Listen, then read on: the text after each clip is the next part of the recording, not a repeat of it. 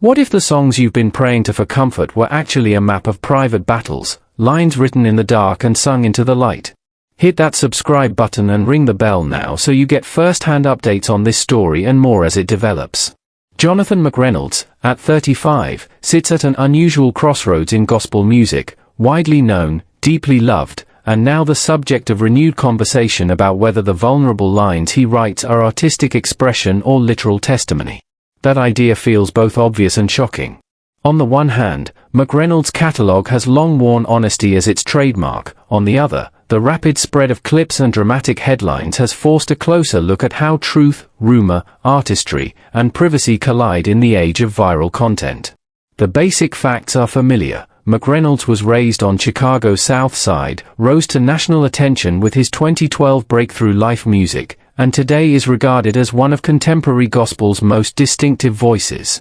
Understanding why claims about his lyrics land so hard requires us to look at the shape of his art and life, the history of his upbringing, the nature of the music itself, and the new media ecosystem that turns private moments into public conjecture. From the beginning, McReynolds has distinguished himself by blending gospel tradition with a soulful vulnerability that feels conversational rather than televised. He isn't a singer who hides behind glossy production or tightly managed platitudes. Instead, his music often foregrounds small details, a hesitant breath, a nearly spoken line, the texture of live-room sound, that invite listeners into a private space. That intimacy matters because it makes the music function not only as doctrinal affirmation but as empathetic company for people wrestling with faith and life. Listeners hear more than tidy theology, they hear the weariness and question of someone tested over time. For many fans, this authenticity transformed McReynolds from a performer into an ally, someone who articulates the complexity of living faithfully without pretending to have all the answers. Privacy has played an important role in how people have interpreted his songs. McReynolds chose for many years to keep large parts of his private life away from public view, a reasonable decision for someone navigating both the demands of ministry and the pressures of the music industry. But when a songwriter writes with the specificity and vulnerability that he does, the absence of personal detail invites speculation.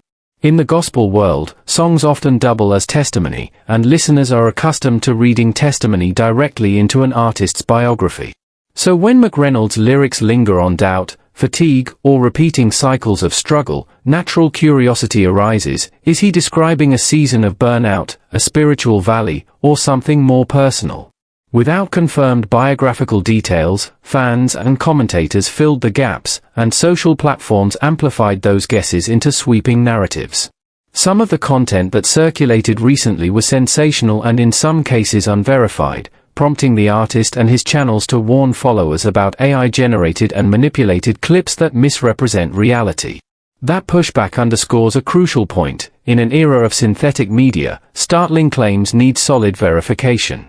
The emotional architecture of songs like Cycles and tracks from the People EP is part of why these debates matter. Cycles uses repetition as metaphor and sounds like a ledger of recurring struggle, lines about the same fight resurfacing and the exhaustion that follows. The People EP explores how interpersonal pressure and expectation erode inner life. These are not tidy confessions that resolve neatly into triumphant choruses. They linger, investigate, and sometimes simply name the ache.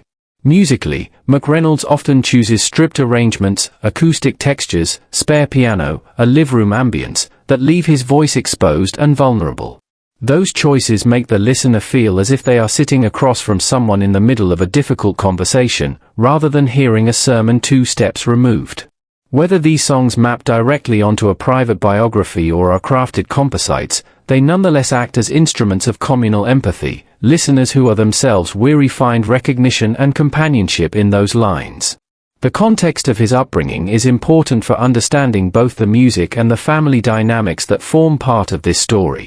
Raised on Chicago's South Side, McReynolds' life was shaped by church rhythms, disciplined parenting, and a strong emphasis on education.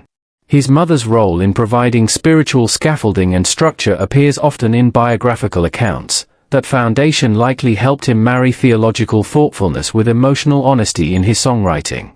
Parents in gospel narratives often stand as the moral origin story, and in McReynolds' case the influence of family and church helped produce an artist who seeks inward work rather than easy answers.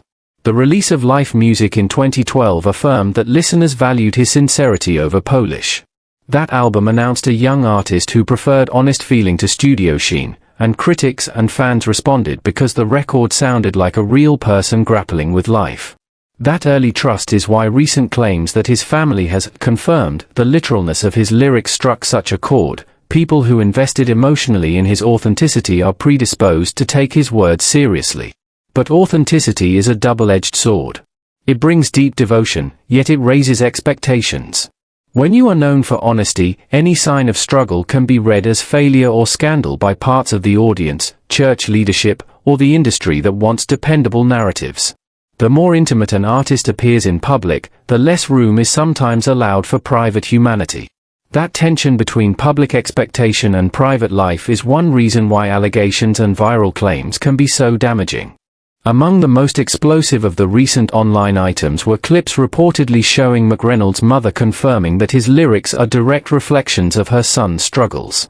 Those clips spread quickly across platforms optimized for sensationalism, but many of them are unverified and some appear to be manipulated.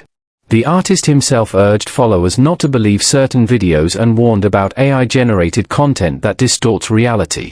Until a primary, verifiable source, such as a recorded, authenticated interview or a clear statement from the family, emerges, it is responsible to treat claims of definitive family confirmation with caution. At the same time, it is not hard to imagine why a parent would speak candidly. Parents sometimes aim to protect, explain, or humanize their children. If a verified family testimony does surface, it would shift the conversation from rumor to substantiated context and reframe particular songs as lived testimony chronicling persistent struggles.